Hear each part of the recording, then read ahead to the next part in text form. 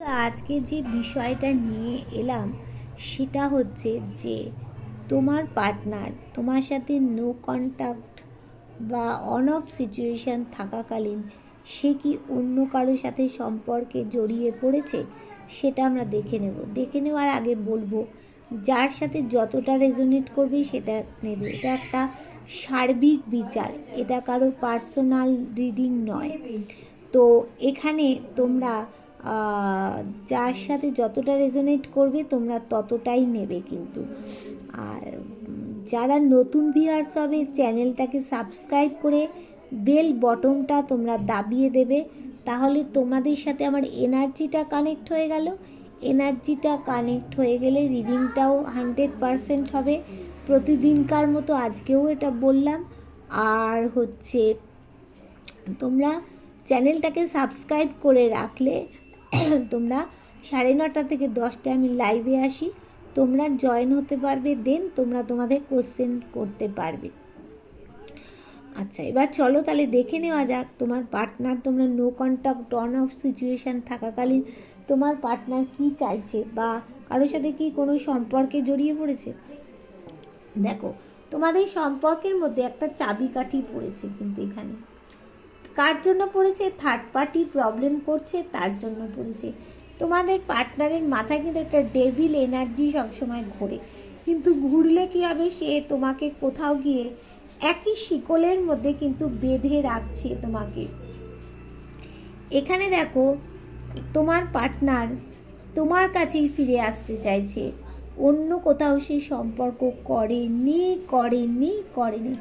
নতুন কিছু পরিবর্তন সে চাইছে জীবনে, নতুন পরিবর্তনের আশায় পিছন ফিরে বারবার দেখছে। একটা ক্লিয়ার কমিউনিকেশান তোমার সাথে হোক সেটা কিন্তু চাইছে। এখানে অনেকেরই ধরো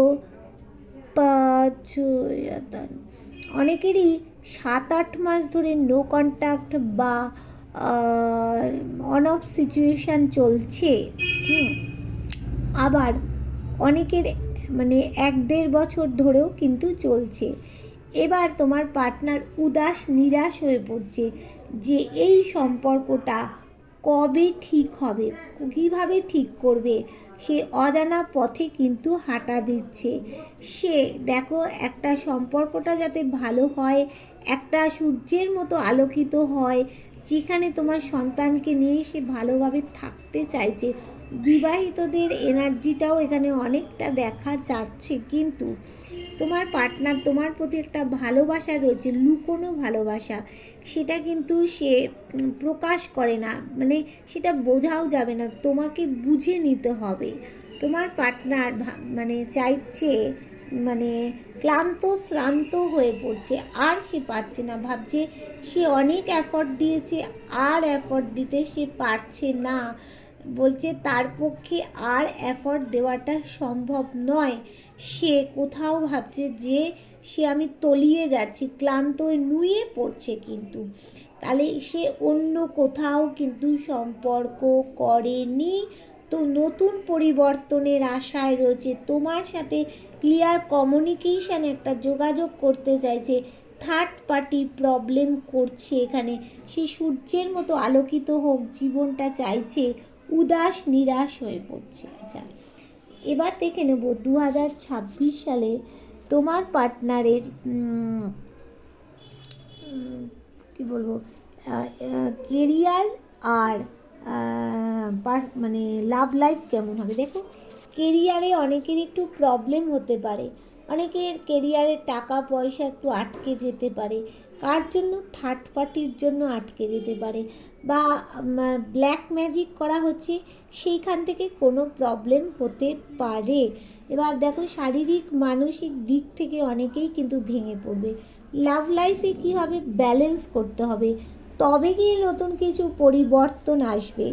আর সম্পর্কের মধ্যে কিন্তু গ্রোথ আছে, সম্পর্কের মধ্যে স্টেবিলিটি আছে। দেখো, স্থায়িত্ব হবে সম্পর্কটা, গ্রোথ আছে যখনই তো তোমার জন্য কেউ একটা ওয়েট করবে। আর কোনো মহিলা তোমাদের সম্পর্কের মধ্যে ব্ল্যাক ম্যাজিক করবে। আর তোমার পার্টনার কিন্তু মানে কারো কারো পার্টনার কিন্তু একটু হাসি খুশি হতে পারে, তোমার পার্টনার কিন্তু তোমার জন্য ওয়েট করবে।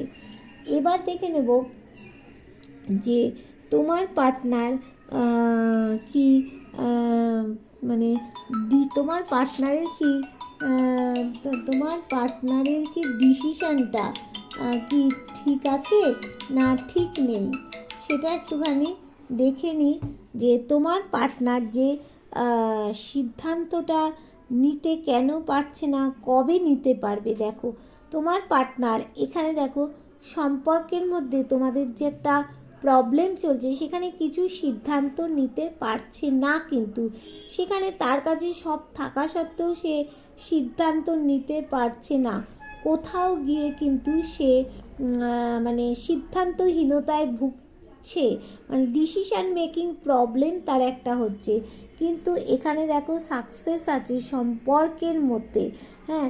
আর দেখো ডিপ ডিপ্রেশনে চলে যাচ্ছে, সে চাইছে একটা হ্যাপি ফ্যামিলি হোক, একটা মানে সুন্দর একটা জীবন চাইছে তোমার পার্টনার, তোমার সাথেই চাইছে, একটা ব্যালেন্স চাইছে, তোমার সাথেই ব্যালেন্স করতে চাইছে। কিন্তু এখানে সে এগিয়েও এগোতে পারছে না, কোথাও গিয়ে একটা বাধা বাধা বাধা হয়ে দাঁড়াচ্ছে।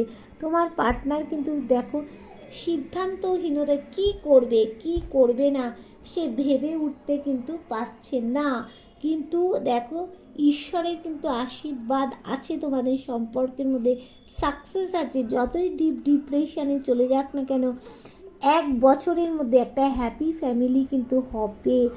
আর অনেকের 2 মাসের মধ্যে বা 2 বছরের মধ্যে তোমাদের ব্যালেন্স করতে পারবে, ব্যালেন্স করতেও চাইছে তোমার পার্টনার তোমার সাথে, কিন্তু কোথাও গিয়ে একটা বাধা হয়ে যাচ্ছে, সামনের দিকে এগোচ্ছে বাধা।